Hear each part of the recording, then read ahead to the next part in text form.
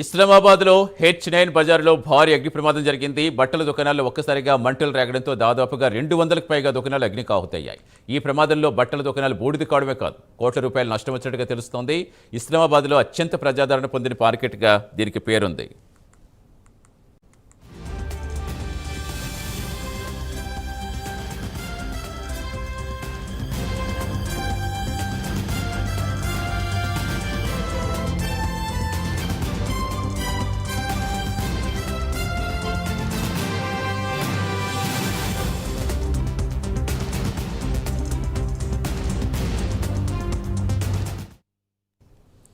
ఇస్లామాబాద్ లో H9 బజారులో భారీ అగ్ని ప్రమాదం జరిగింది.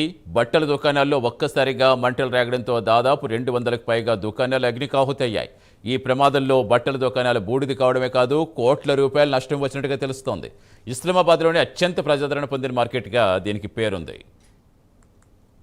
పూర్తి సమాచారం ఇచ్చేందుకు మా నేషనల్ బ్యూరో చీఫ్ కళ లైవ్లో జాయిన్ అవుతున్నారు. కళ, అసలు ఏ సమయానికి జరిగింది, ఎలా జరిగింది, ప్రమాదానికి కారణాలు ఏమైనా తెలుస్తాయా, ప్రస్తుతం ఏంటి మంటలు అదుపులోకి వచ్చాయా? ఇస్లామాబాద్ లో భారీ అగ్ని ప్రమాదము రాత్రి 10 గంటల సమయంలో ప్రారంభమైంది అన్నటువంటిది అక్కడ మీడియా చెప్తున్నటువంటి అంశాలు. దాదాపు రాత్రి ఇస్లామాబాద్ లో జరిగినటువంటి చాలా అత్యంత ముఖ్యమైనటువంటి మార్కెట్ దాదాపు H9 సండే బజారు.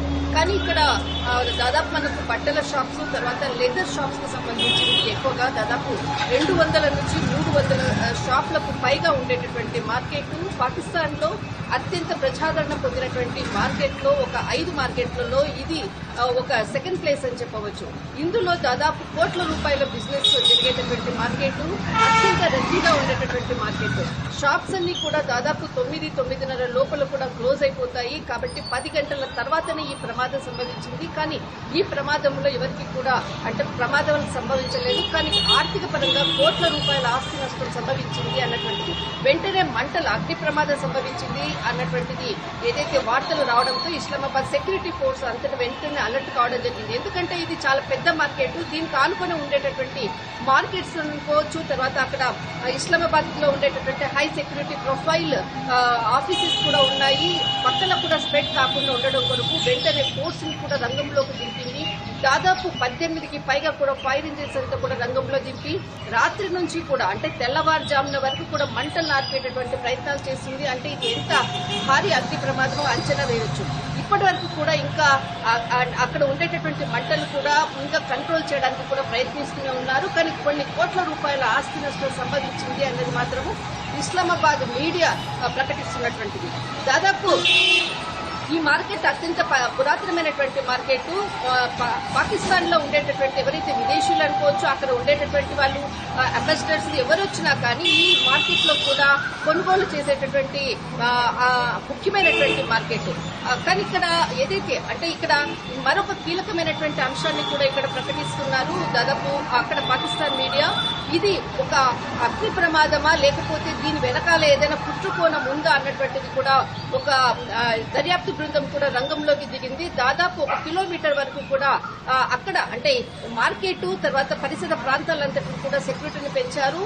దీనికి ఈ ప్రమాదానికి ఒక మామూలు ఒక సర్క్యూట్ ఇది అగ్ని ప్రమాదానికి సంబంధించింది అనుకోవచ్చు, షార్ట్ సర్క్యూట్ తో సంభవించిందా లేకపోతే దీంట్లో ఏదైనా కుట్రకోణం ఉందా అన్నటువంటిది మాత్రము ఇది ఖచ్చితంగా ఒక కుట్రకోణంతో ఉంది అన్నటువంటిది మాత్రం అక్కడ ఇస్లామాబాద్ మీడియా మాత్రం ప్రకటిస్తున్నటువంటిది. కానీ దీనికి 1 కిలోమీటర్ చుట్టూరా కూడా హై సెక్యూరిటీని పెంచారు, ఊపిలాగుతున్నారు. దర్యాప్తు బృందం కూడా రంగంలోకి దిగింది. కానీ కొన్ని కోట్ల రూపాయల ఆస్తి నష్టం సంభవించింది. దాదాపు అత్యంత పురాతనమైనటువంటి మార్కెట్. ఈ మార్కెట్ లో దాదాపు 200 నుంచి 300కు పైగా ఉండేటటువంటి షాప్స్ మాత్రం అన్ని కూడా బూడిద పాలయ్యాయి, అగ్నికి ఆహుతి అయ్యాయి.